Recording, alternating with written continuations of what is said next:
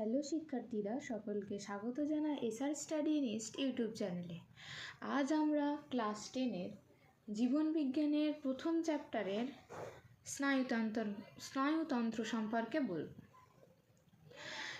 তো এটা স্কুল বোর্ডের যেমন গুরুত্বপূর্ণ, ঠিক সমগুরুত্বপূর্ণ মাদ্রাসা বোর্ডের আলিম পরীক্ষার জন্য। আমি মাদ্রাসা বোর্ড ও স্কুল বোর্ড উভয় বোর্ডকে কম্বিনেশন করে পড়ানোর চেষ্টা করছি। এটা তোমাদের সকলের আশা করি খুব উপকারে আসবে। তো প্রথমেই আমাদের আছে স্নায়ুতন্ত্র। এই স্নায়ুতন্ত্র সম্পর্কে আমরা একটু দেখব। প্রাণী দেহে সাড়া প্রদান ও ভৌত সমন্বয় স্নায়ুতন্ত্র। স্নায়ুতন্ত্র কি?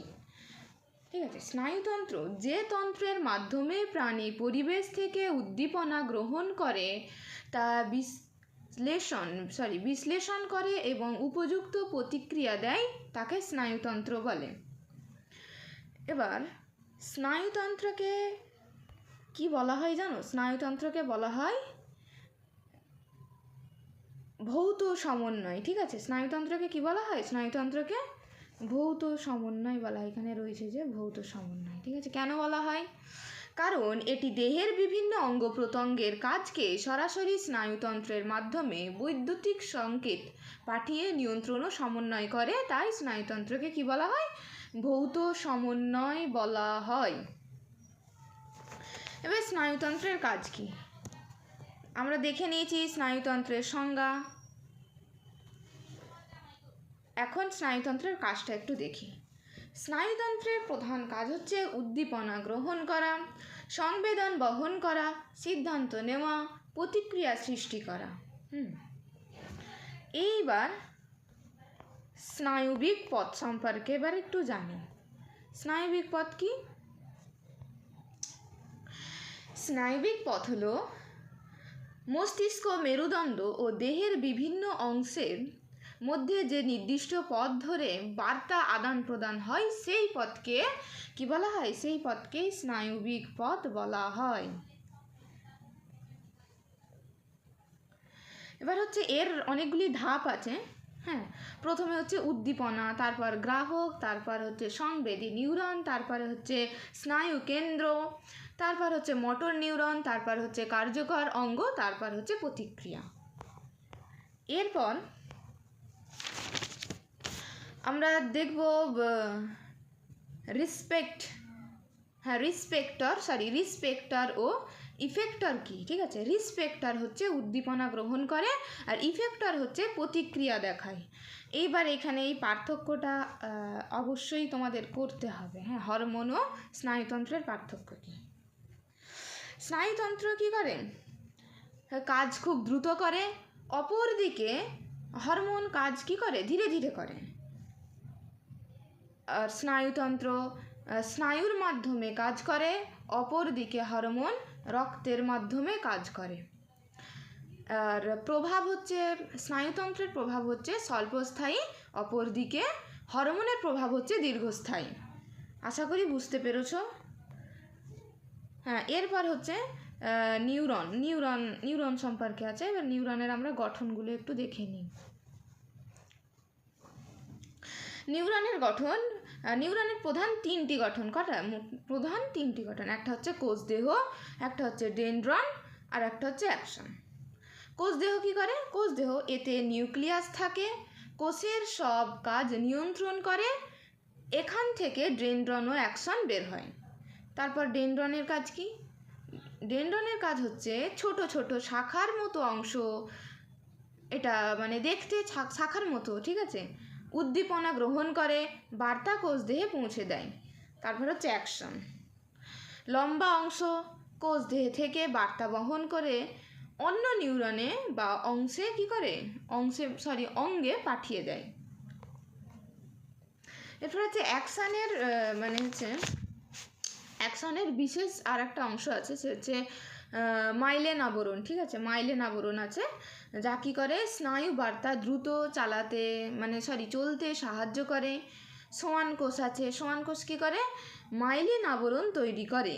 তারপর আছে রানভিয়ারের নোড, ঠিক আছে, রানভিয়ারের নোড কী করে, বার্তা দ্রুত লাফিয়ে লাফিয়ে চলতে সাহায্য করে। এরপর হচ্ছে নিউরোগ্লিয়া, ঠিক আছে, নিউরোকোষ হয়ে গেছে আমাদের। এরপর আছে নিউরোগ্লিয়া, এই যে এখানে নিউরোগ্লিয়া রয়েছে। নিউরোগ্লিয়া কি? নিউরনকে সমর্থন, পুষ্টি ও সুরক্ষা প্রদানকারী স্নায়ুতন্ত্রের সহায়ক কোষকে নিউরোগ্লিয়া বলা হয়। এবার নিউরোগ্লিয়ার প্রকারভেদ আছে, নিউরোগ্লিয়ার কাজও আছে, ঠিক আছে। কাজ কি? নিউরনকে পুষ্টি দেয়, নিউরনকে সুরক্ষা করে, মাইলিন আবরণ তৈরি করতে সাহায্য করে, ক্ষতিগ্রস্ত অংশ পরিষ্কার করে। এবার প্রকারভেদও আছে, প্রকারভেদ হচ্ছে অ্যাস্ট্রোসাইট, তারপর হচ্ছে অলিগোডেন্ড্রোগ্লিয়া, আর একটা হচ্ছে মাইক্রোগ্লিয়া।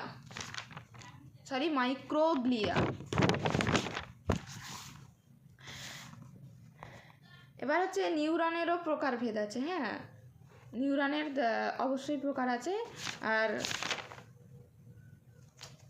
নিউরোগ্লিয়ারও প্রকার আছে, ঠিক আছে। এবার নিউরনের কি প্রকার আছে? সংবেদী নিউরন, সংবেদী নিউরন কি করে? উদ্দীপনা গ্রহণ করে আর রিসেপ্টর থেকে মস্তিষ্কে বার্তা পৌঁছায়। তারপর হচ্ছে মোটর নিউরন মস্তিষ্ক থেকে নির্দেশ পেশি ও গ্রন্থিকে পাঠায়। তারপর আছে সংযোগকারী নিউরন, ঠিক আছে, সংবেদী ও মোটর নিউরনের মধ্যে সংযোগ করে। এবার হচ্ছে স্নায়ু কিভাবে তৈরি হয়? অনেকগুলো নিউরনের অ্যাকশন একসাথে মিলেই স্নায়ু তৈরি হয়। এবার স্নায়ুর প্রকারভেদ আছে, হ্যাঁ, এই নিউরনের প্রকারভেদ আমাদের পড়া হয়ে গেল। এবার আছে কি স্নায়ু, হ্যাঁ, স্নায়ুরও প্রকারভেদ আছে। একটা হচ্ছে 3 প্রকার, ঠিক আছে। কয় প্রকার? 3 প্রকার। এগুলো মনে রাখবে, এখানে অনেক ভাগ আছে, হ্যাঁ, প্রত্যেকেরই ভাগে প্রকার আছে, তো এই প্রকারগুলো মনে রাখবে, অবশ্যই এগুলো মনে রাখবে। আর তোমরা যদি বলো না আজকে করবো না কালকে করবো, এরকম করতে করতে দেখবে সামনে পরীক্ষা চলে আসবে, আর কিছু হবে না। তো সেই বলছি, প্রত্যেক দিনের পড়া প্রত্যেক দিন করে নেবে তোমরা।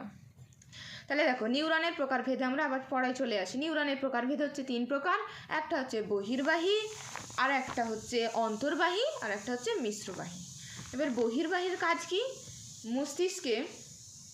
মস্তিষ্ক ও কেন্দ্র স্নায়ুতন্ত্র থেকে দেহের বিভিন্ন অঙ্গ প্রত্যঙ্গ বার্তা বহন করে। ফলে কি হয়? ফলে পেশি সংকোচন ও গ্রন্থির কাজ ইত্যাদি এগুলো হয়, ঠিক আছে। এবার অন্তর্বাহী কাজ কি? দেহের বিভিন্ন সংবেদী অঙ্গ থেকে উদ্দীপনা বা অনুভূতি কেন্দ্রীয় স্নায়ুতন্ত্রে পৌঁছে দেয়। ফলে কি হয়? ফলে আমরা ব্যথা, স্পর্শ, তাপ, আলো ইত্যাদি অনুভব করি। এবার হচ্ছে মিশ্র স্নায়ু, এর কাজ কি? এই সঙ্গে সংবেদী ও মোটর সংবেদী, ঠিক আছে, সংবেদী ও মোটর এই 2 ধরনের কাজ একসঙ্গে করে, ঠিক আছে। যেমন উদাহরণ দিলে বলা হয় অধিকাংশ স্পাইনাল নার্ভ, ঠিক আছে। এবার তোমরা বলতেই পারো যে স্পাইনাল নার্ভটা আবার কি, ঠিক আছে। স্পাইনাল নার্ভ হলো সেই স্নায়ু যা স্পাইনাল কোর্ড থেকে বের হয়ে দেহের বিভিন্ন অংশে ছড়িয়ে পড়ে। আর মানুষের দেহে মোট 31 জোড়া স্পাইনাল নার্ভ আছে। কত জোড়া? 31 জোড়া, এটা মনে রাখবে, ভুলে যেও না, 31 জোড়া। এরপর আছে কি? এরপর আছে স্নায়ু গ্রন্থি। এবার আমরা স্নায়ু গ্রন্থিটা একটু দেখে নিই। কেন্দ্রীয় স্নায়ুতন্ত্রের বাইরে স্নায়ুকোষের দেহগুলো একত্রতে জমা হয়ে যে গুচ্ছ তৈরি করে তাকে স্নায়ুগ্রন্থি বলে। এবার এর কাজ কি? স্নায়ু উদ্দীপনা পরিবহনে সাহায্য করে। কিছু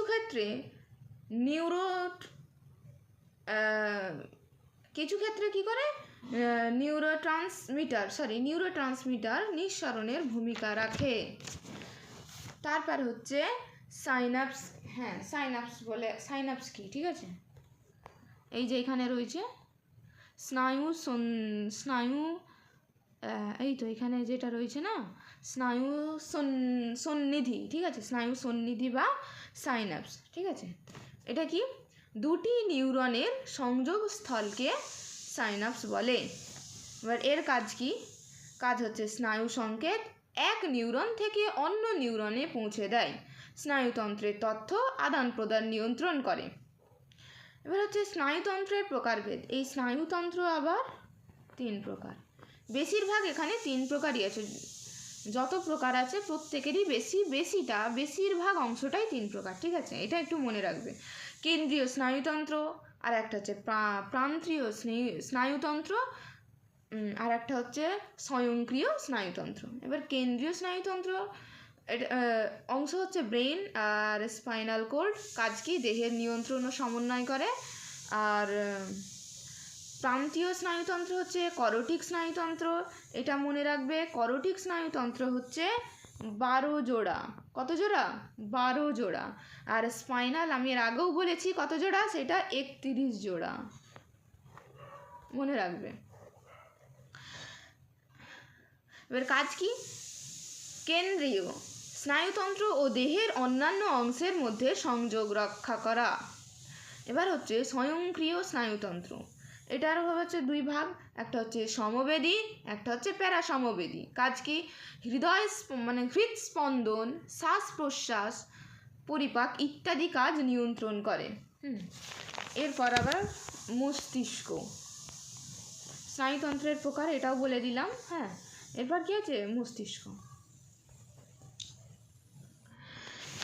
মস্তিষ্ক কি? করোটির ভিতরে অবস্থিত স্নায়ুকোষ দ্বারা গঠিত যে অঙ্গ দেহের সমস্ত ইচ্ছাকৃত অনিচ্ছাকৃত কার্য নিয়ন্ত্রণ করে তাকে কি বলা হয়? তাকে মস্তিষ্ক বলে। এবারে কাজ কি? কাজ হচ্ছে চিন্তা, বুদ্ধি, স্মৃতি, দেখা, শোনা, গন্ধ, স্বাদ, স্পর্শ, অনুভব, দেহের চলন, শ্বাস প্রশ্বাস ইত্যাদি নিয়ন্ত্রণ করে। এই মস্তিষ্কেরও আবার বিভিন্ন ভাগ রয়েছে, ঠিক আছে। মস্তিষ্ক 3টি ভাগ রয়েছে, আমি আগেও বলছি, দেখো এটা একটু মিলিয়ে নাও। প্রত্যেকের কিন্তু 3টে করেই ভাগ। তোমরা ভাববে যে এত ভাগ হয়তো আমরা কিভাবে মনে রাখবো, গুলিয়ে যাবে। না না, প্রত্যেকেরই 3টে করেই বেশিরভাগ ভাগটা আছে, একটু দেখে নাও। তাহলে একটা হচ্ছে অগ্র মস্তিষ্ক, হ্যাঁ, একটা হচ্ছে মধ্যম, আর একটা হচ্ছে পশ্চাৎ মস্তিষ্ক। এবার অগ্র মস্তিষ্কের মধ্যে কি আছে? সেরিব্রাম আছে, থ্যালামাস আছে, হাইপোথ্যালামাস আছে। আর মধ্য মস্তিষ্কই শুধু আছে। দিয়ে পশ্চাৎ মস্তিষ্ক আছে, মেডুলা আছে, অবলঙ্গাটা আছে, সেরিবেলাম আছে। হ্যাঁ,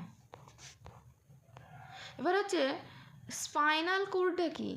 হ্যাঁ, এর আগেও আমি অনেকবার কথাটা ইউজ করলাম, স্পাইনাল কোর্ড হচ্ছে মস্তিষ্কের নিম্নাংশ থেকে উৎপন্ন হয়ে মেরুদণ্ডের ভিতরে অবস্থিত যে নলাকার স্নায়ুতন্ত্র দেহে স্নায়ু বার্তা আদান প্রদান করে তাকে স্পাইনাল কোর্ড বলা হয়।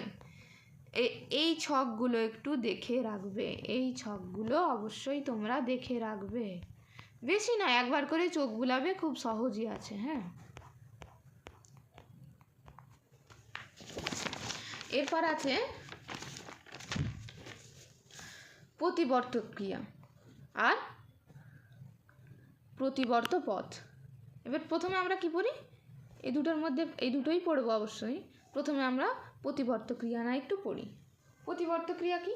কোনো উদ্দীপকের প্রভাবে শরীরে যে দ্রুত, স্বতঃস্ফূর্ত ও অনিচ্ছাকৃত প্রতিক্রিয়া হয় তাকে প্রতিবর্ত ক্রিয়া বলে। যেমন গরম স্পর্শ করলে আমরা কি করি? সঙ্গে সঙ্গে হাতটাকে সরিয়ে নিই। হ্যাঁ, আগুনের কাছে গেলেও কি করি? আগুনের তাপটা লাগার সঙ্গে সঙ্গে আমরা হাতটাকে সরিয়ে নিই। এটাই হচ্ছে প্রতিবর্ত ক্রিয়া। এবার এর বৈশিষ্ট্য কি?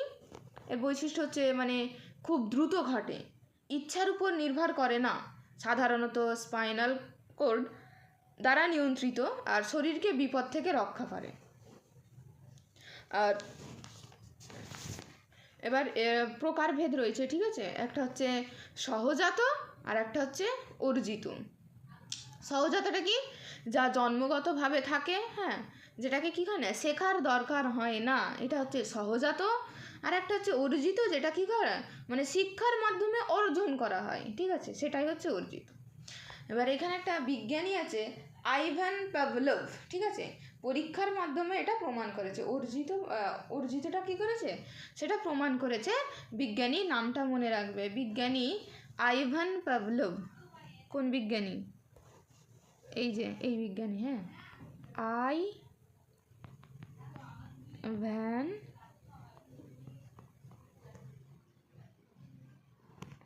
পাভলভ, মনে রাখবে নামটা, বানানটা একটু দেখে রাখবে।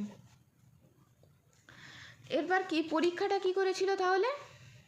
এই যে এখানে পরীক্ষাটা আছে, কুকুরকে খাবার দেওয়ার আগে, ঠিক আছে, ঘন্টা বাজানো হতো, ঠিক আছে, এবং কয়েকদিন পর শুধু ঘন্টা বাজালেই কুকুর কী করতো, কুকুর তখন লালাক্ষরণ করতো।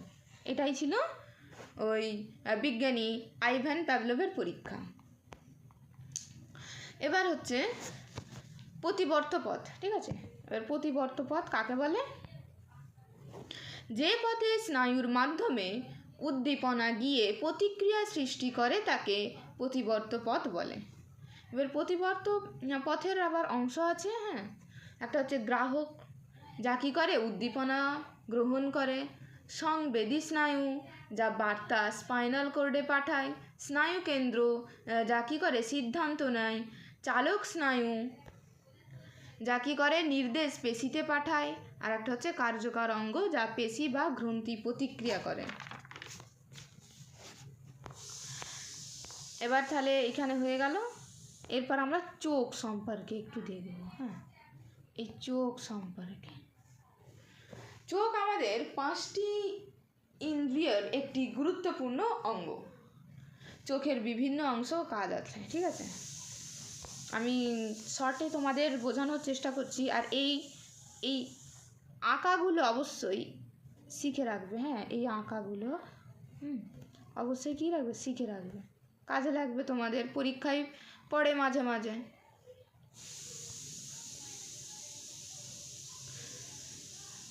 তাহলে চোখের বিভিন্ন অংশ আছে এবং তাদের কাজও আছে। কি প্রথমে আছে, আচ্ছা, কর্নিয়া, ঠিক আছে, প্রথমে নয়, কর্নিয়াটা একটু বলি। কর্নিয়া হচ্ছে স্ক্লেরা, সামনে স্বচ্ছ অংশ হচ্ছে কর্নিয়া। এর কাজ কি? আলো প্রথমে এই কর্নিয়ায় পড়ে এবং তারপর ভিতরে প্রবেশ করে। তারপর স্ক্লেরা, চোখের বাইরের শক্ত সাদা আবরণটাই হচ্ছে কি স্ক্লেরা। কাজ কি? চোখকে সুরক্ষা দেয় আর আকৃতি বজায় রাখে। তারপর হচ্ছে করয়েড, স্ক্লেরা ও রেটিনার মাঝখানে স্তরটা হচ্ছে করয়েড। কি করে? এতে রক্তনালী থাকে যা চোখকে পুষ্টি দেয়। তারপর হচ্ছে আইরিস, চোখের রঙিন অংশটা হচ্ছে আইরিস। এবার এটা চোখ মানে চোখে কত আলো ঢুকবে তা কী করে, তা নিয়ন্ত্রণ করে। তারপর হচ্ছে পিউপিল, আইরিসের মাঝখানের ছিদ্র অংশটা হচ্ছে পিউপিল, এই ছিদ্র দিয়ে আলো চোখের ভিতরে প্রবেশ করে। তারপর হচ্ছে লেন্স, স্বচ্ছ ও নমনীয় অংশটা হচ্ছে লেন্স,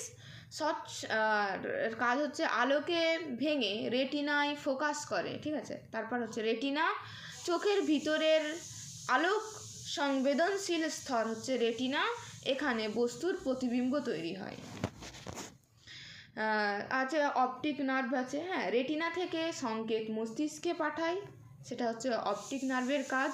মস্তিষ্ক সেই সংকেত বিশ্লেষণ করে, আমরা সেই সংকেতকে বিশ্লেষণ করে দেখতে পাই। এবার আমরা কিভাবে দেখতে পাই, চলো এটা একটু বোঝার চেষ্টা করি, খুব ভালো লাগবে শুনলে তোমাদের। কোনো বস্তু থেকে আলো প্রতিফলিত হয়ে চোখে আসে, আলো কর্নিয়া ও লেন্স দিয়ে প্রতিসারিত হয়ে রেটিনায় পড়ে, রেটিনায় প্রতিবিম্ব তৈরি হয়, অপটিক নার্ভ সেই বার্তা মস্তিষ্কে পাঠায়, আবার মস্তিষ্ক সেটাকে আমাদের বুঝতে সাহায্য করে। দেখো কত সুন্দর একটা পদ্ধতি।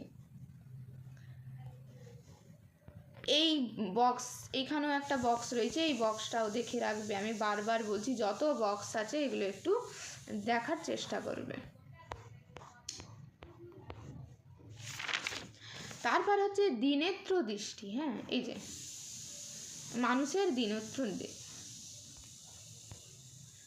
এটা কি দুই চোখ একসাথে ব্যবহার করে একই বস্তুকে দেখার ফলে মস্তিষ্কের একটা একক ও ত্রিমাত্রিক চিত্র তৈরি হওয়াকে দ্বিনেত্র দৃষ্টি বলা হয়। ঠিক আছে, তারপর আছে এখানে মানে এক নেত্র আর দ্বিনেত্র, এটা অবশ্যই করে রাখবে। তারপর হচ্ছে উপযোজন।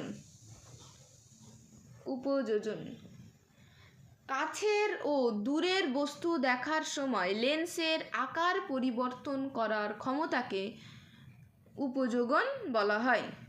এবার দূরের বস্তু দেখলে কি হয়, সিলিয়ারি পেশি শিথিল হয়, লেন্স পাতলা হয়। ঠিক আছে, আর কাছের বস্তু দেখলে এর বিপরীতটা ঘটবে। এরপর আছে এখানে আছে মায়োপিয়া। হ্যাঁ, এই যে এখানে আছে এই অংশটায়, এই যে মায়োপিয়া, এইটা পড়ানো হবে এবার। মায়োপিয়া কি? কাছের বস্তু স্পষ্ট দেখা যায়, দূরের বস্তু ঝাপসা দেখা যায়, মায়োপিয়া। এবার হচ্ছে প্রতিবিম্ব রেটিনার সামনে তৈরি হয়। ঠিক আছে, এবার প্রতিকার কি? হ্যাঁ, প্রতিকার হচ্ছে অবতল লেন্স, মানে হচ্ছে ত্রুটি সংশোধন কিভাবে করা হবে, অবতল লেন্স দিয়ে। তারপর হচ্ছে হাইপারমেট্রোপিয়া। দূরের বস্তু স্পষ্ট, কাছের বস্তু ঝাপসা, প্রতিবিম্ব রেটিনার পিছনে তৈরি হয়, আর প্রতিকার হচ্ছে উত্তল লেন্স।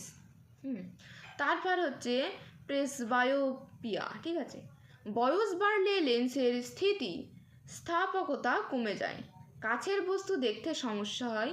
ঠিক আছে, প্রতিকার হচ্ছে দ্বিফকাল চশমা। ঠিক আছে, মানে উভয়, এতে উত্তল অবতল দুটোই থাকবে, সেটাই বোঝাচ্ছে আর কি। তারপর এটা তোমাদের বইতে দেওয়া নেই, তাও আমি বলছি। হ্যাঁ, অ্যাস্ট্রিগমাটিজম। ঠিক আছে, কর্নিয়ার অনিয়মিত বক্রতার কারণে সৃষ্টি ঝাপসা। এবার প্রতিকার কি? Cylindrical lens. তারপর হচ্ছে ছানি বা এইগুলো একটু দেখে রাখবে। আমার কথা আমি যখন পড়াচ্ছি অবশ্যই তোমরা বই এবং খাতা কলম নিয়ে বসবে এবং তোমাদের বইতে এইগুলো আমার পড়ানোর সঙ্গে মেলানোর চেষ্টা করবে। অবশ্যই তোমরা খুব আরও ভালো করে বুঝতে পারবে। তারপর হচ্ছে ক্যাটারাক্ট বা ছানি পড়া। ঠিক আছে, লেন্স মানে এটা কি? লেন্সকে মানে লেন্সে একটা আচ্ছরণ পড়ে যায়। ঠিক আছে, যা কী করতে হয়, অস্ত্রোপচারের মাধ্যমে এটা আমাদের চিকিৎসা করতে হয়। ঠিক আছে, এবার আছে গমন সম্পর্কে। এর আগেও আমরা গমন সম্পর্কে একটু পড়েছি, চলন গমন। এখানে শুধু আছে প্রাণীদেহের সাড়া প্রদানের একটি প্রকার হিসাবে গমন। ঠিক আছে, গমন কি? এর আগেও আমি বলেছি, ভিডিওগুলো না দেখলে প্রথম থাকতে দেখে আসবে, তাহলে তোমাদের বুঝতে সুবিধা হবে। পুরো দেহ এক স্থান থেকে অন্য স্থানে যাওয়াকে গমন বলা হয়। এখানে একটা খুব গুরুত্বপূর্ণ প্রশ্ন তোমাদের দেয় মাঝে মাঝে পরীক্ষার সময়। সেটা কি? সব গমনই চলন, কিন্তু সব চলন গমন নয়, ব্যাখ্যা করো। ঠিক আছে, প্রশ্নটা দিয়ে বলবে ব্যাখ্যা করো। অবশ্যই তোমরা পারবে, যে আগের ভিডিও যদি আগের ক্লাসগুলো দেখে থাকো আশা করি তোমরা পারবে। আচ্ছা, এবার হচ্ছে এককোষী প্রাণীর গমন পদ্ধতি আমরা দেখব। ঠিক আছে, তাহলে প্রথমে আছে কি? অ্যামিবা। তাহলে অ্যামিবা, হ্যাঁ, গমন অঙ্গের নাম কি? অ্যামিবা। এইগুলো মানে শর্ট প্রশ্নে পড়ে যায়। ঠিক আছে, 1 নম্বরে শর্ট প্রশ্ন তোমাদের দিয়ে দেয় যে অ্যামিবার গমন অঙ্গের নাম কি। ঠিক আছে, ছদ্মপদ নাম কি? ছদ্মপদ। অ্যামিবা শরীরের একদিকে আঙুলের মতো অস্থায়ী অংশ বের করে, এটাকেই ছদ্মপদ বলে। যেমন মাটির উপর নরম কাদা চাপ দিলে যেমন সামনে ফুলে ওঠে, মাটিটা কি হয়? সামনে ফুলে ওঠে, অ্যামিবার দেহ ঠিক তেমনভাবেই এগোয়। ঠিক আছে, আশা করি তোমরা বুঝতে পেরেছো। আমি খুব সহজভাবে মানে সাবলীল ভাষায় বোঝানোর চেষ্টা করছি তোমাদের সুবিধার্থে। এরপর হচ্ছে প্যারামেসিয়াম। ঠিক আছে, প্যারামেসিয়ামের গমন অঙ্গের নাম কি? সিলিয়া। দেহের চারপাশে অসংখ্য সূক্ষ্ম চুলের মতো অঙ্গ থাকে তাকে সিলিয়া বলে। যেমন অনেকগুলো ছোট দাঁড় একসাথে নাড়ালে যেমন নৌকা চলে, এরাও ঠিক তেমনভাবে চলে। এই যে এখানে রয়েছে। এরপর আছে ইউগ্লিনা। হ্যাঁ, এরপর আছে ইউগ্লিনা। ইউগ্লিনার গমন অঙ্গের নাম হচ্ছে ফ্লাজেলা। দেহের সামনের দিকে একটা লম্বা চাবুকের মতো অঙ্গ থাকে, এটাকেই ফ্লাজেলা বলে। চাবুক নাড়ালে যেমন বাতাস কেটে যায়, ঠিক তেমনি ফ্লাজেলা পানি কাটিয়ে গমন করে। ঠিক আছে, কেমন করে গমন করে? পানি কাটিয়ে গমন করে। এরপর হচ্ছে মাছের গমন। ঠিক আছে, মাছ পাখনা ও লেজ নাড়িয়ে পানিতে সাঁতার কাটে। শরীরের পাশের পেশির সংকোচন ও প্রসারণের মাধ্যমে এরা কি করে? এরা এগোয়। তোমরা তাও একবার পুরোটা রিডিং পড়বে। হ্যাঁ, আমি খুব শর্টে সহজে বোঝানোর চেষ্টা করছি। তারপর হচ্ছে পাখির গমন আছে। এই যে পাখির গমন, ডানা নাড়িয়ে ওড়ে হালকা দেহ ও ফাঁকা অস্থি উঠতে কি করে? ওদের সাহায্য করে। এবার এখানে দুটো পেশির নাম আছে, এটা তোমরা অবশ্যই মনে রাখবে। হ্যাঁ, এই যে এখানে একটা হচ্ছে পেক্টোরালিস মেজর আর একটা হচ্ছে পেক্টোরালিস মাইনর। হ্যাঁ, এইটা মনে রাখার চেষ্টা করবে। এবার হচ্ছে মানুষের গমন। হ্যাঁ, মানুষের গমন হচ্ছে মানুষের চলাচল হয় পেশি, অস্থি ও সন্ধির সমন্বয়। পা ও হাতের সমন্বিত নাড়াচাড়ায় হাঁটা, দৌড়ানো সম্ভব। ঠিক আছে, এটা মনে রাখবে। এটা সবাই জানে, ছোট থেকে বলতে হয় না, তাও আমি একবার বলছি যে মানুষের দেহে 206টি অস্থি আছে। ঠিক আছে, এবার এর কাজ কি? এর কাজ হচ্ছে দেহকে আকার দেয়, চলাচলে সাহায্য করে, আভ্যন্তরীণ অঙ্গ রক্ষা করে। তারপর সন্ধি আছে। হ্যাঁ, এখানে সন্ধি সম্পর্কে পাবো। সন্ধি কাকে বলে? ঠিক আছে, দুই বা ততোধিক অস্থি যেখানে মিলিত হয় তাকে সন্ধি বলা হয়। সন্ধির আবার প্রকারভেদ আছে। হচ্ছে বল সকেট সন্ধি, সেটার উদাহরণ যদি বলে আমরা বলতে পারি কাঁধ। হ্যাঁ, একটা হচ্ছে কবজা সন্ধি, সেটা হচ্ছে হাঁটু। হ্যাঁ, একটা হচ্ছে স্থির সন্ধি, সেটা হচ্ছে খুলি। এবার হচ্ছে পেশির ভূমিকা। এখানেই সব আছে, পেয়ে যাবে। হ্যাঁ, এই যে এখানে আছে পেশির ভূমিকা। পেশি সংকুচিত ও প্রসারিত হয়ে অস্থিকে নাড়ায়। বিপরীতমুখী পেশি একসাথে কাজ করে। এবার হচ্ছে কঙ্কাল পেশি। কঙ্কাল পেশি হচ্ছে কঙ্কাল বা অস্থির সাথে যেসব পেশি সংলগ্ন থাকে তাদের কঙ্কাল পেশি বলা হয়।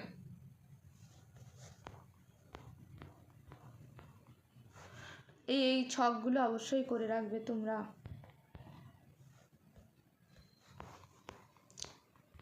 এই যে এখানে রয়েছে কঙ্কাল পেশি রয়েছে। হ্যাঁ, এবার আর কিছুই নেই তেমন। আজকের ক্লাসটা আমি এখানেই শেষ করছি। তো তোমাদের আজকে ক্লাস 10-এর জীবন বিজ্ঞানের প্রথম চ্যাপ্টারটা শেষ হয়ে গেল। এর আগে অনেক ভিডিও ইউটিউবে আপলোড হয়ে গেছে, যদি তোমরা দেখে না থাকো অবশ্যই সেটা দেখে আসবে এবং কমেন্ট জানাতে ভুলবে না। কমেন্টে তোমাদের ভিডিওগুলো কেমন লাগছে অবশ্যই বলবে, কারণ তোমাদের কমেন্ট, লাইক আমাদের ভিডিও বানাতে আরও উৎসাহী করে তোলে। তাই আর কথা বাড়াচ্ছি না, দেখা হচ্ছে পরের ভিডিওতে। Best of luck.